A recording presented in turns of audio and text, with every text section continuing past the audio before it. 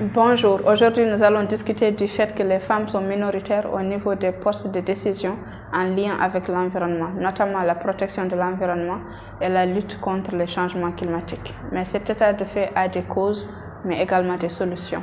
Et nous allons en discuter dans cette vidéo. À tout de suite.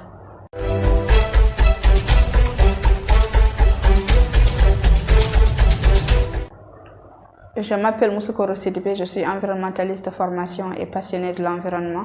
Et si vous avez bien suivi les vidéos passées, j'avais donné beaucoup d'informations de la relation entre femmes et environnement. Et entre autres, on avait discuté de beaucoup de choses, on a donné des études.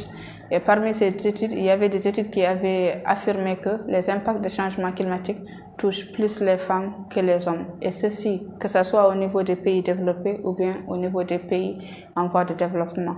Et d'autres études aussi ont montré qu'au niveau des communautés agricoles et pastorales, les femmes sont les premières à sentir la baisse des rendements agricoles et également la baisse des ressources naturelles telles que l'eau et le bois. Et d'autres études ont montré également qu'un peu partout dans le monde, que ce soit en Afrique, en Asie ou bien en Europe, que les femmes ont acquis en fait, des solutions et des compétences pour lutter contre le changement climatique. Et d'autres études également ont montré que les femmes au niveau des pays en voie de développement, elles sont en contact direct avec l'environnement, ce qui fait qu'elles ont acquis des compétences par rapport à la préservation de l'environnement. Il y a aussi d'autres études qui ont montré que, au fait, comme que les femmes, ce sont elles qui vont toujours éduquer les enfants, elles passent plus de temps avec les enfants, donc elles sont la porte d'entrée afin d'éduquer la future génération verte qui préserve l'environnement. Et aussi, selon même l'ONU, l'Organisation des Nations Unies, ils ont affirmé que le rôle de la femme est indispensable pour la réalisation du développement durable. Et aussi, il y a il y a beaucoup d'autres études qui ont montré que les femmes sont plus sensibles à l'environnement que les hommes. Et aussi, il y a une dernière étude ici que je vais donner dans cette vidéo qui ont montré que plus on inclut les femmes dans les processus décisionnels et plus les décisions en lien avec la protection de l'environnement sont efficaces et mises en avant. Vous voyez donc, mais malgré toutes ces informations, toujours les femmes sont minoritaires au niveau des postes décisionnels qui sont en lien avec l'environnement, notamment la protection de l'environnement et la lutte contre les changements climatiques. Et comme je l'ai déjà dit, cet état de fait a des causes, mais également des solutions. Et là, je vais donner les solutions. Elles sont au nombre de 2.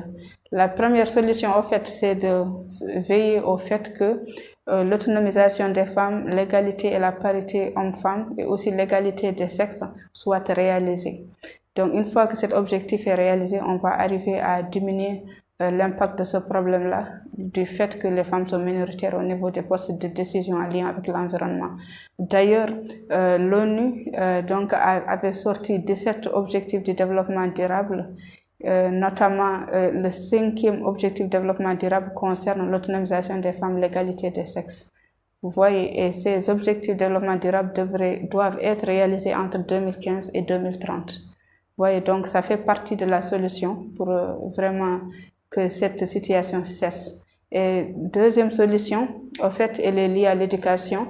Donc, il y avait des études qui ont été réalisées en Europe. Maintenant, cette étude a ressorti des conseils par rapport à ce problème. Donc, ils ont dit que si on veut que les femmes ne soient plus minoritaires au niveau des postes de décision en lien avec l'environnement, les enseignants et les professeurs doivent conseiller aux filles. Et si elles veulent occuper des postes de décision pour protéger l'environnement ou bien pour lutter contre le changement climatique ou bien pour protéger la planète, elles doivent choisir 4 branches, notamment la branche des sciences, des technologies, des mathématiques et de l'ingénierie, pour que plus tard elles soient des femmes leaders compétentes afin de pouvoir occuper pleinement ces postes de décision en lien avec l'environnement.